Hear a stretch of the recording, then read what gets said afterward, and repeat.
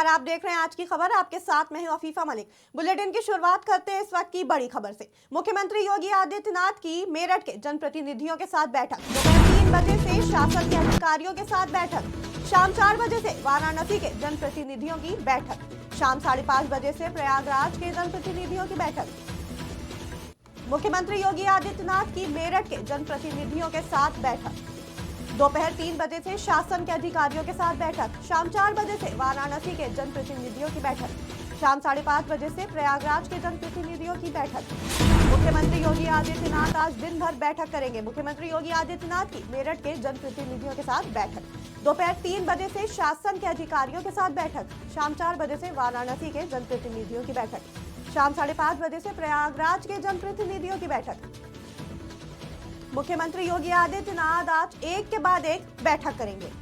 CM Yogi Adityanath की मेरठ के जनप्रतिनिधियों के साथ बैठक। दोपहर 3 बजे से शासन के अधिकारियों के साथ बैठक। शाम 4 बजे से वाराणसी के जनप्रतिनिधियों की बैठक। वहीं शाम 5:30 बजे से प्रयागराज के जनप्रतिनिधियों की बैठक।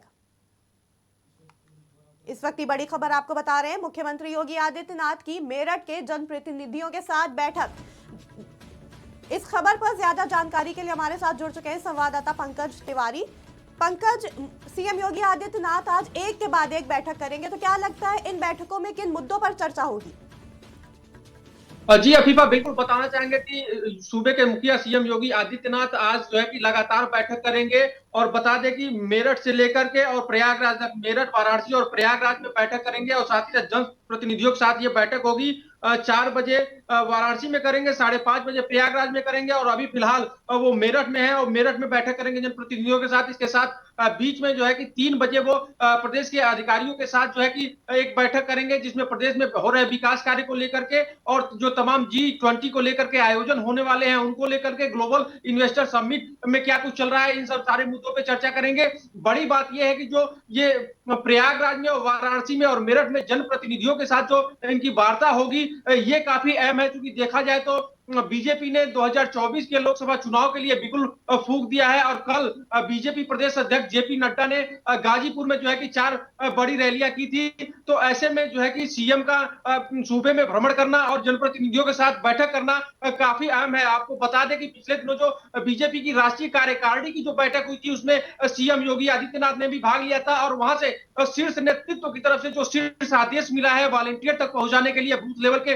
कार्यकर्ताओं तक पहुंचाने के लिए, वो कहीं ना कहीं शेयर किया जाएगा, साझा किया जाएगा। जनप्रतिनिधियों की बैठक में जो शीर्ष नेतृत्व से जीत का जो मंत्र मिला हुआ है, चुनाव को कैसे जीतना है, ये सारी चीजें जो है कि सीएम योगी आदित्यनाथ जनप्रतिनिधियों के साथ शेयर करेंगे और जनप्रतिनिधियों के द्वारा वो वॉलंटियर तक पहुंचाया जाएगी जो बूथ लेवल पे काम करते हैं बीजेपी के। तो 2024 चुनाव को देखते हुए काफी अहम है। साथ ही साथ जो प्रदेश में ग्लोबल इन्वेस्टर समिट की बात चल रही है, बड़े पैमाने पर निवेशकों को लाने की बात चल रही है, प्रदेश का विकास कैसे किया जाए और क्षेत्र का विकास कैसे हो, चूंकि जनप्रतिनिधियों के साथ मुलाकात में क्षेत्र से संबंधित विकास की बातें होंगी और चर्चाएं होंगी कि कितना विकास हुआ है और क्या कुछ अभी क्षेत्र में विकास करने की जरूरतें हैं, उनको सरकार कैसे पूरा करेगी, उनका रोड मैप जो है कि सरकार को सौंपे जनप्रतिनिधि और उसके हिसाब से सरकार काम करेगी। तो ये तमाम मुद्दे हैं जिन पे आज योगी आदित्यनाथ जनप्रतिनिधियों के साथ मुलाकात करेंगे और बैठक करेंगे और चर्चाएं भी होंगी।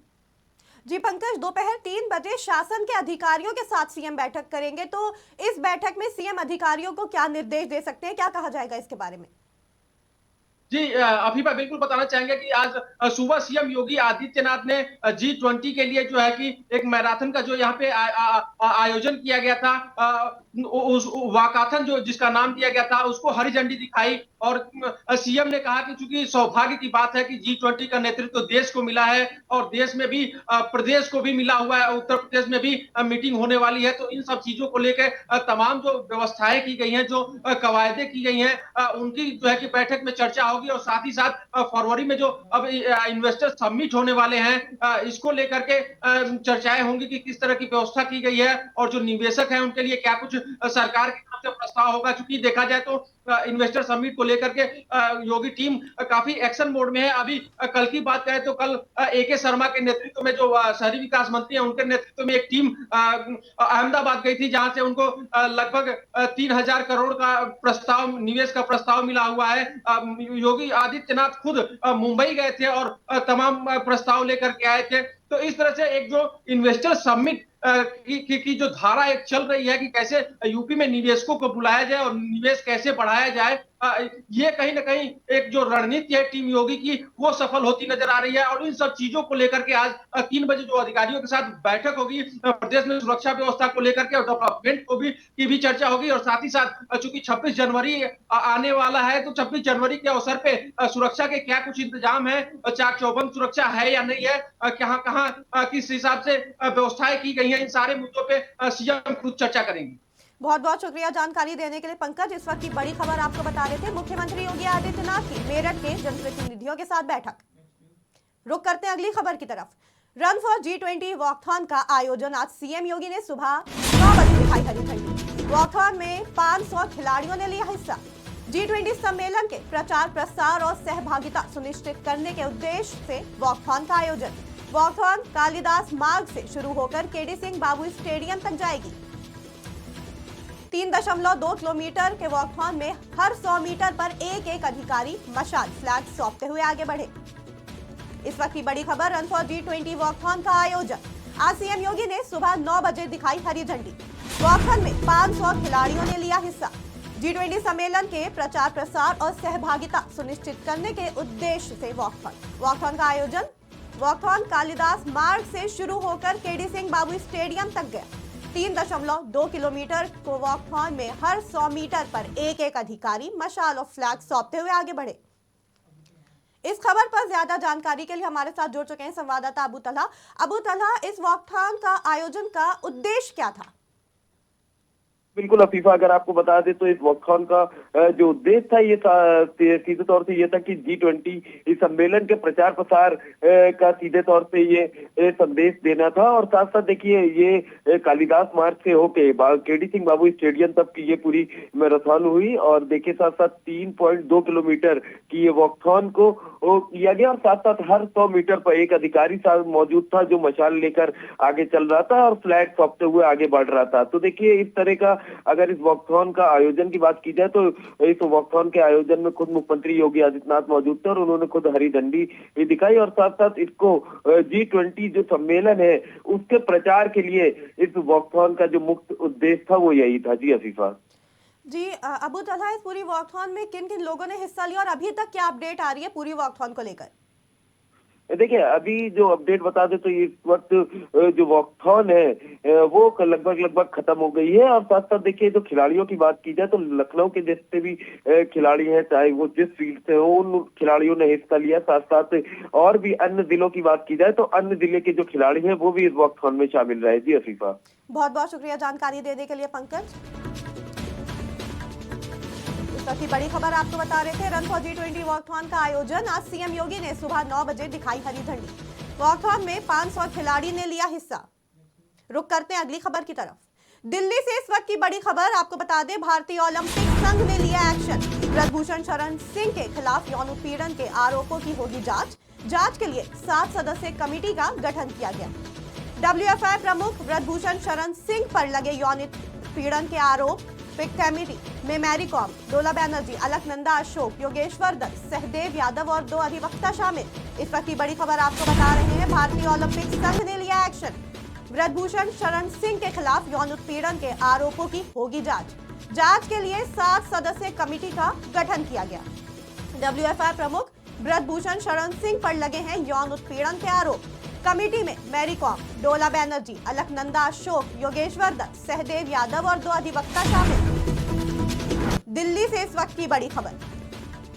इस खबर पर ज्यादा जानकारी के लिए हमारे साथ जुड़ चुके हैं संवाददाता पंकज तिवारी। पंकज तिवारी, अब तो इंडियन ओलंपिक एसोसिएशन ने भी एक्शन ले लिया है, 7 सदस्यों की कमेटी का गठन हो गया। क्या लगता है अब क्या सच सामने आएगा? जी अफीफा, बिल्कुल बताना चाहेंगे कि चूंकि ऐसा मामला है कि जो बार बार तूल पकड़ता जा रहा है। और देखा जाए तो पिछले दिनों बीते दिनों जो है कि काफी खिलाड़ी जो है वो दिल्ली में जंतर मंतर पे ब्रजभूषण सिंह के खिलाफ धरने पे बैठे थे और इनको पद से हटाने की मांग हो रही थी। और साथ ही साथ जो इनके ऊपर आरोप लगाए जा रहे हैं यौन उत्पीड़न के, इसकी भी जांच की मांग की जा रही थी। तमाम कवायदों के बाद जो है कि ओलंपिक संघ ने एक्शन लिया है और 7 सदस्यों की कमेटी एक गठित की है जो इस मामले की जांच करेगी कि इसमें आखिर कुछ कुछ है क्या, जो आरोप लगाए जा रहे हैं उन आरोपों में कितनी सत्यता है। क्योंकि देखा जाए तो कुश्ती संघ के जो अध्यक्ष हैं ब्रजभूषण सिंह शरण सिंह, वो उनका भी कहना है कि सरकार जांच करा ले और जो है कि हमने किसी तरह की कोई गलती नहीं की है, बेबुनियाद आरोप है। चूंकि आरोपों का वो खंडन भी कर रहे हैं और लेकिन बड़ी बात यह है कि उनका सीधे तौर पे कहना है कि मैं पद से इस्तीफा नहीं दूंगा क्योंकि मैंने किसी तरह की कोई गलती, इस तरह का कोई गलत काम नहीं किया है। तो ऐसे में सबसे बड़ी बात है कि एक कमेटी का गठन पहले ही होना चाहिए था, जो अब जाके कहीं ना कहीं ओलंपिक संघ ने एक कमेटी का गठन किया है। 7 सदस्यों की ये कमेटी है जो जांच करेगी। कमेटी में जो है कि मैरी कॉम, डोला बनर्जी, अलकनंदा अशोक, योगेश्वर दत्त, सहदेव यादव के साथ साथ 2 अधिवक्ता भी इसमें शामिल होंगे। अच्छी बात यह है कि इसमें 2 जो अधिवक्ता शामिल होंगे, यानी ये जो कमेटी जांच करेगी, माना जा रहा है कि वो निष्पक्ष जांच करेगी। और आपको बता दें कि जो खेल मंत्रालय की तरफ से भी तमाम तरह के बयान जारी किए गए थे। अनुराग ठाकुर का कहना है कि ब्रजभूषण सिंह जो है कि फेडरेशन का काम नहीं देखेंगे और खिलाड़ियों को उन्होंने कहा था कि आप लोग धरना खत्म करें, इनके खिलाफ जो कमेटी गठित की गई है वो जांच करेगी और जांच के बाद जो कुछ भी निकल के आएगा उसके हिसाब से एक्शन लिया जाएगा। तो ऐसे में अब जो है कि इस मामले में कमेटी का गठन हो गया है और कमेटी जांच करके जल्द से जल्द ये अपना रिपोर्ट सौंपेगी। उसके बाद क्या कुछ होगा वो देखने वाली बात होगी। अफीफा। पंकज, ब्रजभूषण शरण सिंह के खिलाफ यौन उत्पीड़न के आरोप लग रहे हैं, लेकिन ऐसा भी कहा जा रहा है कि ये कोई साजिश भी हो सकती है। तो क्या ये कोई साजिश हो सकती है? अफीफा बिल्कुल बताना चाहेंगे कि अपने बचाव में ब्रजभूषण सिंह की तरफ से जो है कि तमाम जो है कि बयान आए कि जो है कि राजनीति से प्रेरित ये मामले हैं और इस तरह का किसी तरह का कोई गलत काम उनके द्वारा नहीं किया गया है और उनको फंसाने की कोशिश की जा रही है। इस मामले में ब्रजभूषण सिंह के बेटे का भी बयान आया कि वक्त आने पे जवाब दिया जाएगा और ये उनके पिताजी के खिलाफ ये एक तरह से की साजिश जो है कि की जा रही है। चूंकि हरियाणा और यूपी बाद इस गेम में आ रहा है। हालांकि जो तमाम जो बड़े खिलाड़ी हैं वो इसकी निंदा किए हैं कि इस तरह का मतलब इस तरह के मामले नहीं आने चाहिए। खेल को खेल भावना से देखना चाहिए। अगर जो ये आरोप सही है तो एक कमेटी का गठन हो और जांच करके फिर रिपोर्ट सौंपी जाएगी। फिर जो भी इसमें दोषी पाया जाएगा और उसके खिलाफ कड़ी कार्रवाई होनी चाहिए। चूंकि ये खेल है और खेल जो है कि वो अपने देश का नाम रोशन करता है। तो कहीं ना कहीं इसमें भारत के साथ की भी बात आती है कि भारत का नाम जो है कि अंतर्राष्ट्रीय स्तर पर उछाला जा रहा है। तो इन सब चीजों को लेके अब जो कमेटी का गठन हुआ है, अब देखना ये होगा कि कमेटी की जांच में क्या कुछ निकल के आ रहा है। क्योंकि दोनों तरफ से खिलाड़ियों की तरफ से आरोप लगाए जा रहे हैं और अध्यक्ष की तरफ से सफाई दी जा रही है। तो इस बीच में कमेटी जब जांच करेगी तभी पता चल पाएगा कि आखिर क्या कुछ सही मामला है और उस हिसाब से जो है कि आगे की कार्रवाई सुनिश्चित की जाएगी। अफीफा। पंकज, कमेटी की जांच की जो रिपोर्ट आएगी उसमें अगर ये आरोप सही साबित होते हैं तो भाजपा नेता के खिलाफ किस तरह से क्या एक्शन लिया जाएगा? क्या उनको पद से हटाया जाएगा या किस तरह से आगे की कार्रवाई? अफीफा बिल्कुल बता दें कि अगर जो ब्रजभूषण शरण सिंह को दोषी पाया जा रहा है तो इनको पद से हटाया जाएगा। साथ ही साथ जो वैधानिक कार्यवाही है वो भी इनके खिलाफ वैधानिक कार्यवाही होगी। बड़ी बात यह है कि बीजेपी ऐसे आरोपित लोगों को पसंद नहीं करती है। तो जाहिर सी बात है कि कम से कम कहीं ना कहीं बीजेपी से भी इनको बाहर जाना होगा। साथ ही साथ जो भारतीय दंड संहिता है उसके अनुसार जो सजा होगी वो इनके खिलाफ मुकर्रर की जाएगी। और चूंकि तब ये न्यायालय का मामला बनेगा और फिर इसके बाद जब कोर्ट जो आदेश सुनाएगा, जो इनके ऊपर जो चार्जशीट दायर की जाएगी उसके हिसाब से जो अपराध इनके पे बनेगा उस हिसाब से जो है कि इनको दंडित किया जाएगा। बहुत बहुत शुक्रिया जानकारी देने के लिए पंकज। इस वक्त की बड़ी खबर आपको बता रहे थे, भारतीय ओलंपिक संघ ने लिया एक्शन। ब्रजभूषण शरण सिंह के खिलाफ यौन उत्पीड़न के आरोपों की होगी जांच। रुक करते हैं अगली खबर की तरफ। आवास विकास और एलडीए की तरफ से इन्वेस्टर्स समिट आवास विकास परिषद में किया जा रहा है कार्यक्रम। आज 25,000 करोड़ के एमओयू किए जाएंगे साइन। आवास विकास और एलडीए के अफसर रहेंगे मौजूद। आवास विकास और एलडीए की तरफ से इन्वेस्टर्स समिट आवास विकास परिषद में किया जा रहा है कार्यक्रम। आज 25,000 करोड़ के एमओयू किए जाएंगे साइन। आवास विकास और एलडीए के अफसर रहेंगे मौजूद। आवास विकास और एलडीए की तरफ से इन्वेस्टर्स समिट आवास विकास परिषद में किया जा रहा है कार्यक्रम। आज 25,000 करोड़ के एमओयू किए जाएंगे साइन। आवास विकास और एलडीए के अफसर रहेंगे मौजूद। आवास विकास और एलडीए की तरफ से इन्वेस्टर्स समिट आवास विकास परिषद में किया जा रहा है कार्यक्रम। आज 25,000 करोड़ के एमओयू किए जाएंगे साइन। आवास विकास और एलडीए के अफसर रहेंगे मौजूद। लखनऊ से इस वक्त की बड़ी खबर आपको बता रहे हैं। आवास विकास और एलडीए की तरफ से इन्वेस्टर्स समिट आवास विकास परिषद में किया जा रहा है कार्यक्रम। आज 25,000 करोड़ के एमओयू किए जाएंगे साइन। आवास विकास और एलडीए के अफसर रहेंगे मौजूद। इस खबर पर ज्यादा जानकारी के लिए हमारे साथ जुड़ चुके हैं संवाददाता पंकज तिवारी। पंकज तिवारी, एक तरफ देश भर में G20 समिट की चर्चा हो रही है, वहीं दूसरी तरफ लखनऊ में आवास विकास और एलडीए की तरफ से इन्वेस्टर्स समिट। तो एलडीए की तरफ से जो इन्वेस्टर्स समिट हो रही है, इसका उद्देश्य क्या है? जी अफीफा, बताना चाहेंगे कि सूबे के मुख्यमंत्री योगी आदित्यनाथ ने जो है कि ग्लोबल इन्वेस्टर समिट को लेकर के काफी एक्टिविटी अपनी दिखाई है और एक लक्ष्य निर्धारित किया है कि पहले ये लक्ष्य था कि 10 लाख करोड़ का निवेश प्रदेश में लाया जाए। उसके बाद से लक्ष्य को बदला गया और 17 लाख करोड़ का निवेश जो है कि प्रदेश में लाने की बात हुई। इस क्रम में तमाम तरह के आयोजन हुए, विदेशों में भी टीम योगी गई और वहां पे टीम योगी के जो मंत्री हैं उन्होंने रोड शो किया। और बात करें तो पश्चिमी देश अमेरिका की बात करें तो वहां से लगभग 7.5 लाख करोड़ का जो है कि निवेश प्रस्ताव लेकर के टीम योगी प्रदेश में आई। उसके बाद से देश के जो बड़े शहर हैं वहां पर भी रोड शो का आयोजन किया गया। पिछले दिनों खुद सीएम योगी आदित्यनाथ मुंबई गए थे और उन्होंने रोड शो किया था। उसके साथ ही साथ चेन्नई में भी हुआ। और कल की बात करें तो कल गुजरात के अहमदाबाद में शहरी विकास मंत्री जो नगर विकास मंत्री हैं AK शर्मा, उनके नेतृत्व में टीम गई थी और रोड शो किया। और तमाम जगहों से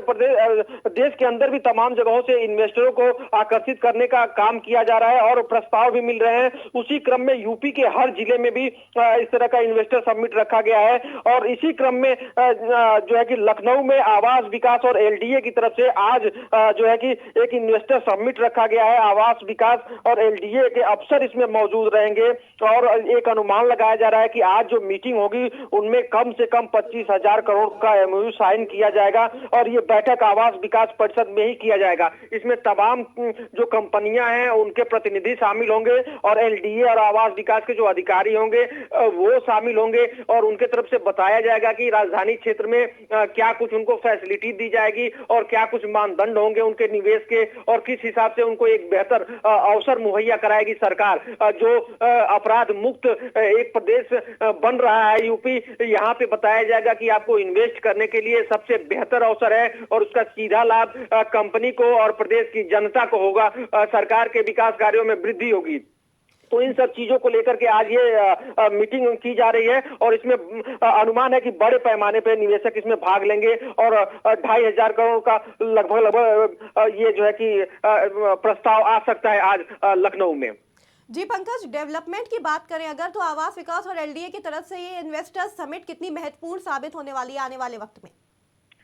जी बिल्कुल, देखिए आपको बताना चाहेंगे कि आवास विकास जो है इसमें जो है कि काफी दिनों से जो टेंडर जारी हो रहा था तो इसमें जो है कि इन्वेस्टर अपनी रुचि नहीं दिखा रहे थे और जो है कि जहां 45,000 मकान बनाने थे वहां मात्र 2,500 मकान ही बनाए गए। इसको लेकर के सरकार काफी चिंतित थी और बार बार इस पे जवाब तलब हो रहा था। तो अब इस तरह का जब इन्वेस्टर समिट होगा तो जो नए निवेशक आएंगे उनको जो अवसर दिया जा रहा है वो उस अवसर के हिसाब से कार्य करेंगे और इससे जाहिर सी बात है कि एलडीए और आवास विकास के लिए ये काफी फायदेमंद होगा। और साथ ही साथ ये जो डेवलपमेंट के काम होंगे वो तेज गति से होंगे, यानी विकास को भी एक गति मिलेगी और ये राजधानी की जो जनता है और प्रदेश की जो जनता है इसको सीधा सीधा फायदा इसका मिलेगा।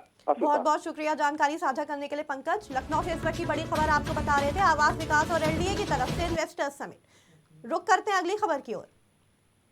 नगर निगम जोन 1 में चलाया गया अभियान, गृह कर जमा न करने पर कई भवनों को सील किया गया।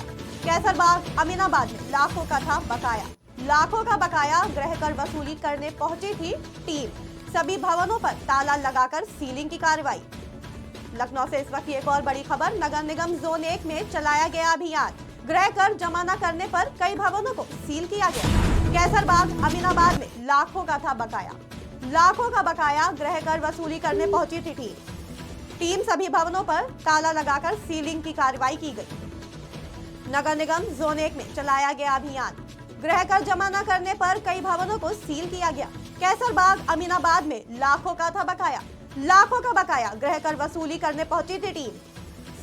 सभी भवनों पर ताला लगाकर सीलिंग की कार्रवाई। लखनऊ से इस वक्त की बड़ी खबर आपको बता रहे हैं, नगर निगम जोन 1 में चलाया गया अभियान, गृह कर जमा न करने पर कई भवनों को सील किया गया।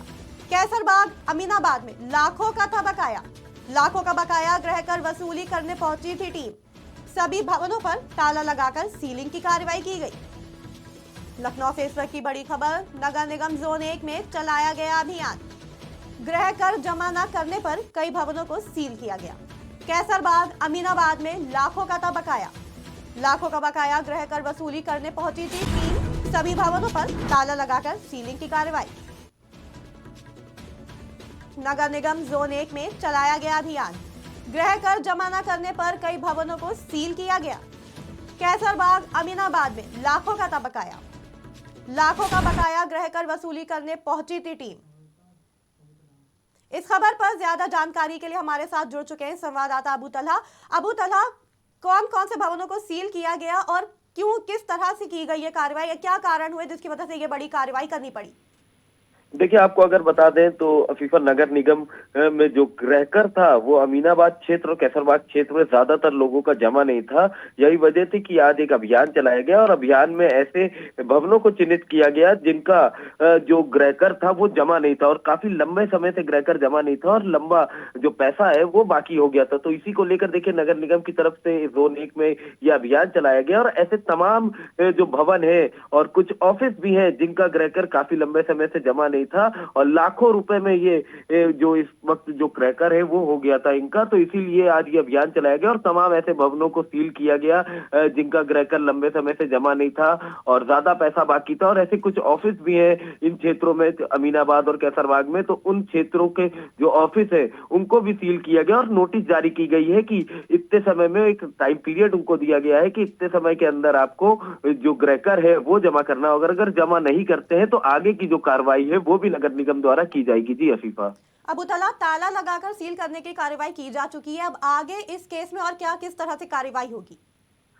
देखिए, ताला लगा के कार्रवाई उन्हीं भवनों पर की गई है जिनका लंबा बकाया था, जिनका लाखों में जो बकाया हो गया था, उन भवनों को ताला लगाकर सील किया गया। अब उनकी सीलिंग हो गई है तो अब वो तमाम लोग अपना जब ग्रहकर है जमा कर लेंगे और उसके बाद नगर निगम से आदेश होगा तब उसकी सीलिंग खोली जाएगी। लेकिन इस अभियान से देखिए कहीं ना कहीं क्षेत्र में हड़कंप मचा हुआ है। क्षेत्रवासी जो काफी लंबे समय से ग्रहकर जमा नहीं कर रहे थे और जो लोगों ने अभी भी नहीं जमा किया था, अब उन तमाम लोगों ने अपना जो ग्रहकर है वो जमा करना शुरू कर दिया है। जी अफीफा, बहुत बहुत शुक्रिया जानकारी हम तक पहुंचाने के लिए अबू तलहा। लखनऊ से इस वक्त की बड़ी खबर आपको बता रहे थे। नगर निगम जोन 1 में चलाया गया अभियान। गृह कर जमा न करने पर कई भवनों को सील किया गया। रुक करते हैं अगली खबर की ओर। यूपी ग्लोबल इन्वेस्टर्स समिट का आयोजन आज। इन्वेस्टर्स मीट, प्री इन्वेस्टर्स संगोष्ठी का आयोजन। मुख्य अतिथि डिप्टी सीएम ब्रजेश पाठक होंगे शामिल। विशिष्ट अतिथि राज्य मंत्री मयंकेश्वर शरण सिंह होंगे शामिल। विभूति खंड के मैरियट होटल में शाम 4 बजे आयोजन। यूपी ग्लोबल इन्वेस्टर्स समिट का आयोजन आज। इन्वेस्टर्स मीट, प्री इन्वेस्टर्स संगोष्ठी का आयोजन। मुख्य अतिथि डिप्टी सीएम ब्रजेश पाठक होंगे शामिल। विशेष अतिथि राज्य मंत्री मयंकेश्वर शरण सिंह होंगे शामिल। विभूति खंड के मैरियट होटल में शाम 4 बजे होगा आयोजन। इस वक्त की एक और बड़ी खबर लखनऊ से आपको बता रहे, यूपी ग्लोबल इन्वेस्टर्स समिट का आयोजन आज। इन्वेस्टर्स मीट, प्री इन्वेस्टर्स संगोष्ठी का आयोजन। मुख्य अतिथि डिप्टी सीएम ब्रजेश पाठक होंगे शामिल। इस खबर पर ज्यादा जानकारी के लिए हमारे साथ जुड़ चुके हैं संवाददाता अबू तलहा। अबू तलहा, एक के बाद एक लगातार रोड शोज हो रहे हैं इन्वेस्टर्स समिट को लेकर और आज ये रोड शो, आज ये भी होगा, तो क्या अपडेट है इस पूरे प्रोग्राम को लेकर, यूपी इन्वेस्टर्स समिट को लेकर? देखिए अफीफा, बिल्कुल आपको बता दें तो आज लखनऊ के विभूति खंड क्षेत्र के मैरियट होटल में ग्लोबल इन्वेस्टर के संगोष्ठी का आयोजन किया गया है। एक तरह से इसको इन्वेस्टर्स मीट, प्री इन्वेस्टर संगोष्ठी आप कह सकती है। तो देखिए इस पूरे कार्यक्रम में उत्तर प्रदेश के उप मुख्यमंत्री ब्रजेश पाठक शामिल होंगे, साथ साथ देखिए राज्य मंत्री मयंकेश्वर शरण सिंह भी शामिल होंगे और देखिए तमाम जो लोग हैं वो शामिल होंगे। शाम 4 बजे से ये आयोजन होगा और इस आयोजन को लेकर देखिए सुरक्षा व्यवस्था के भी इंतजाम पुख्ते कर दिए गए हैं। साथ साथ मैरियट होटल में जो इंतजाम है वो पूरे कर दिए गए हैं क्योंकि देखिए तमाम लोग इस आयोजन में शामिल होंगे और खुद उत्तर प्रदेश के उप मुख्यमंत्री ब्रजेश पाठक भी रहेंगे और कई मंत्री भी रहेंगे। तो उसी को लेकर देखिए सुरक्षा व्यवस्था के भी पुख्ते इंतजाम कर दिए गए हैं और लगातार सिर्फ लखनऊ में नहीं, उत्तर प्रदेश के अन्य जिलों में ग्लोबल इन्वेस्टर मीट की जो संगोष्ठी है उसका आयोजन किया जा रहा है और ये परखा जा रहा है कि आने वाले समय में जो अगले महीने ग्लोबल इन्वेस्टर मीट है उसको कितनी आसानी से और सही से किया जाए। तो उसी को लेकर देखिए अभी से जो तैयारियां है वो उसकी शुरुआत जो है वो हो चुकी है। जी Afifa. Abu Talha, UP global investors summit के आयोजन को आज देखते हुए निवेश की क्या उम्मीदें हैं? देखिए, निवेश की बात की जाए तो जिस तरह से पिछली बार ग्लोबल इन्वेस्टर समिट मीट हुआ था, उसमें निवेश हुआ था, तो इस बार जो तमाम उत्तर प्रदेश के मंत्री हैं, उनका साफ तौर से कहना है कि पिछली बार से ज्यादा इस बार निवेश जो है वो आएगा और जो पर्यटक है वो आएंगे। तो देखिए, अभी से जो अंदाजा लगाया जा रहा है कि पिछली बार का जो रिकॉर्ड है जो निवेशकों का, वो इस बार का ग्लोबल इन्वेस्टर समिट तोड़ेगा। तो इसी को लेकर देखिए, जो एक बड़ा निवेश आएगा उसी को लेकर देखिए तैयारी की जा रही है और लगातार इस तरह की गोष्ठी का आयोजन किया जा रहा है कि ताकि जो लोग हैं, जो सरकार के मंत्री हैं, जो और भी लोग आएंगे, वो पहले से ही तैयार रहे। जी अफीफा। अबू तलहा, उत्तर प्रदेश में इन्वेस्टर्स समिट को देखते हुए आने वाले वक्त में डेवलपमेंट और हर तरह से कितना फायदा मिलने वाला है? देखिए, डेवलपमेंट की बात की जाए तो हर क्षेत्र में निवेश लाने की तैयारी है, चाहे वो स्वास्थ्य विभाग हो, चाहे हम फिल्म जगत की बात करें और चाहे एजुकेशन डिपार्टमेंट हो। तो तमाम ऐसे क्षेत्र है देखिए जहां पर जो सरकार के मंत्री हैं वो दावा कर रहे हैं कि हर क्षेत्र में जो निवेश है वो आएगा। तो जरूर अगर तमाम क्षेत्रों से निवेश आता है तमाम क्षेत्रों में, तो कहीं ना कहीं जो डेवलपमेंट है वो जो पिछली बार से इस बार ज्यादा देखने को मिलेगा। जी अफीफा, बहुत बहुत शुक्रिया हम तक ये जानकारी पहुंचाने के लिए Abu Talha. UP global investors summit का आयोजन, आज इन्वेस्टर्स मीट, प्री इन्वेस्टर संगोष्ठी का आयोजन।